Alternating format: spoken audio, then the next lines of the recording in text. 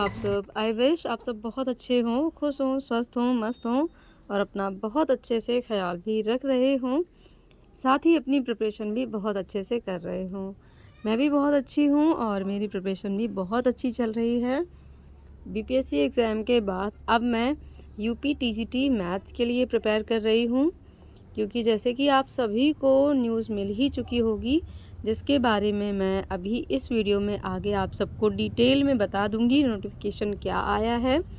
और साथ ही आज मैं आप सबके साथ अपना फुल डे रूटीन जो मेरी स्टडी स्ट्रेटजी है वो शेयर करूंगी, साथ में टॉपिक भी।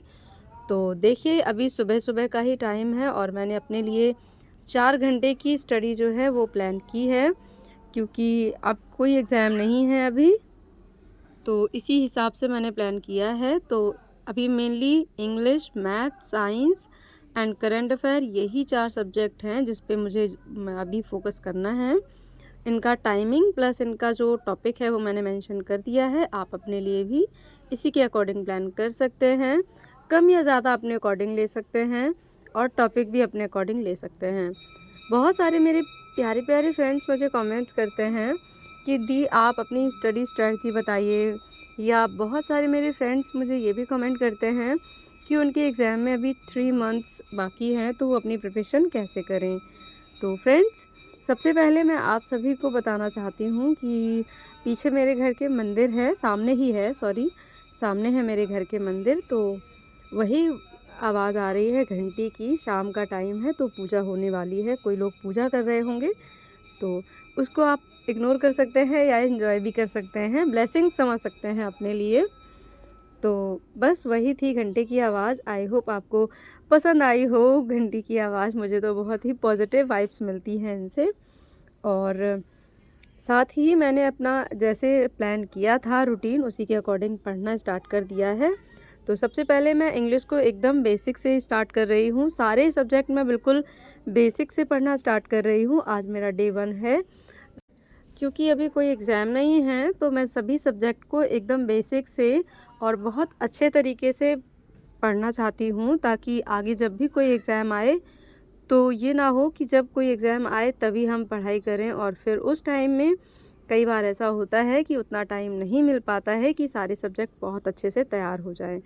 तो एक स्मार्ट स्ट्रैटेजी यही कहती है कि आपको एग्ज़ाम से पहले ही अपने इम्पॉर्टेंट और जो भी स्कोरिंग सब्जेक्ट्स होते हैं उनको पहले से ही तैयार कर लेना चाहिए।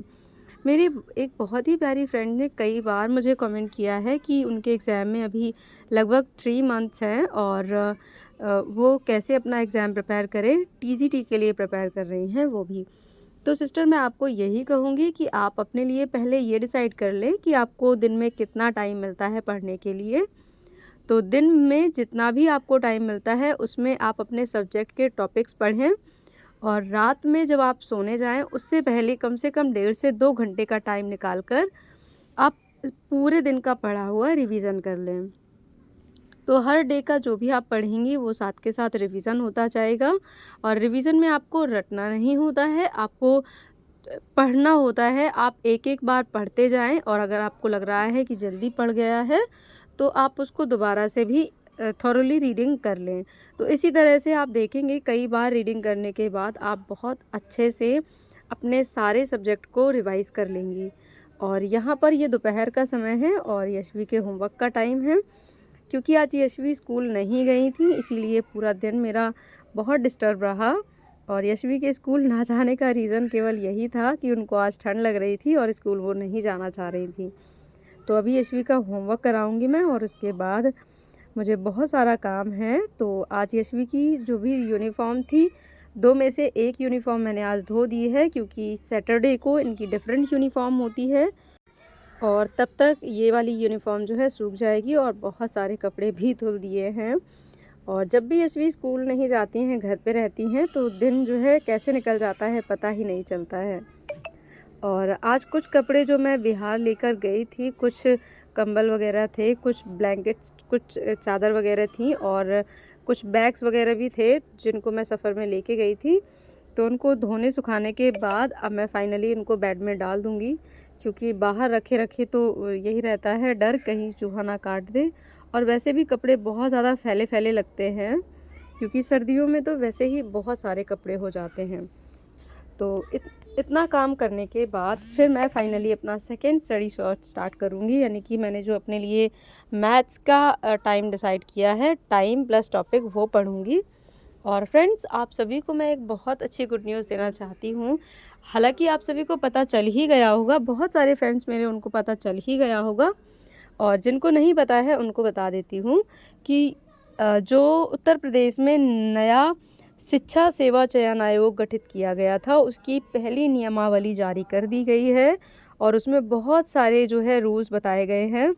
और अगर ये नियमावली आई है तो यहाँ से एक पॉजिटिव जो फैक्ट नज़र आता है वो ये कि जल्द ही यहाँ से वैकेंसीज़ भी रिलीज़ होना स्टार्ट हो जाएंगी। तो अगर आप किसी भी वैकेंसी के लिए वेट कर रहे थे अभी तक यूपी से, तो उसके लिए आप अभी से प्रिपेयर करना स्टार्ट कर दीजिए, क्योंकि हो सकता है विद इन 4 मंथ या 4-5-6 मंथ तक आपको वैकेंसी देखने को मिल जाए। और ये आपके लिए बहुत अच्छा इनफ टाइम है, जिसमें आप अपने सभी सब्जेक्ट बहुत स्ट्रांगली तैयार कर सकते हैं। और उसमें बहुत सारी चीज़ें हैं, बहुत सारी चीज़ें बताई गई हैं, जैसे कि हो सकता है टीजीटी पीजीटी के लिए इंटरव्यू भी रख दिया जाए, और जिसमें इंटरव्यू जो है जिसमें बताया गया है कि कोई भी एकेडमिक्स जो है नहीं काउंट होंगे, और प्राइमरी के लिए इंटरव्यू नहीं है। प्राइमरी प्लस अपर प्राइमरी, यानी कि 1 to 5th और 6 to 8 के लिए कोई इंटरव्यू नहीं है।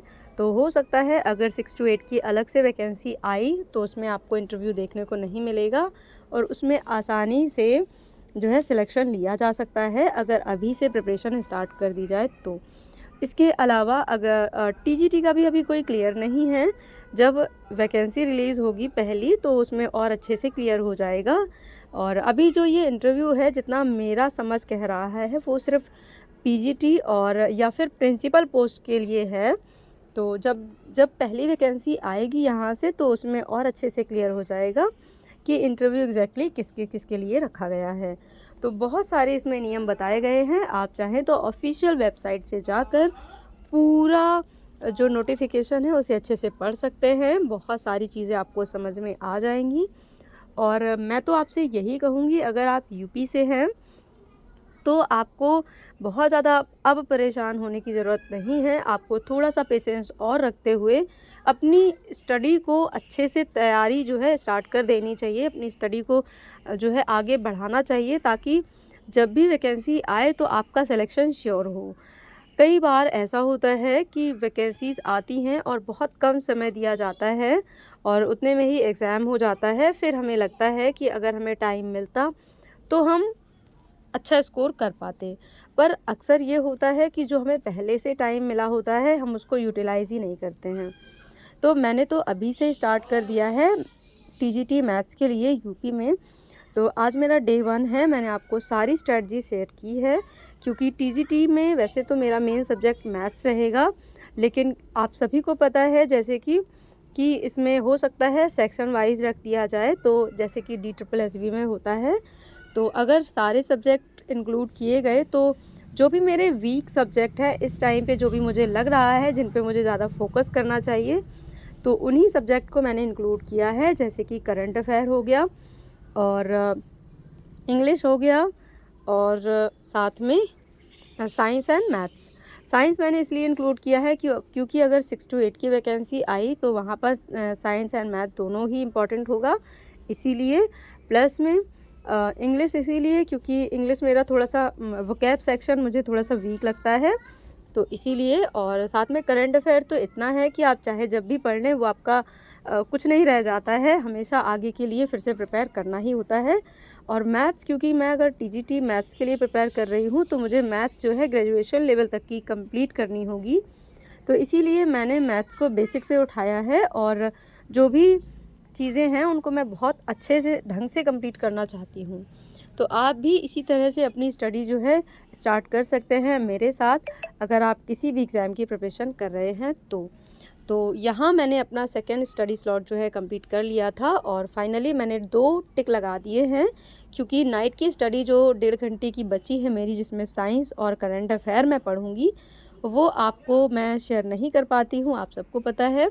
तो आज का व्लॉग मेरा यहीं तक रहा। मिलती हूँ किसी और अच्छे से व्लॉग के साथ। Till then take care and bye bye.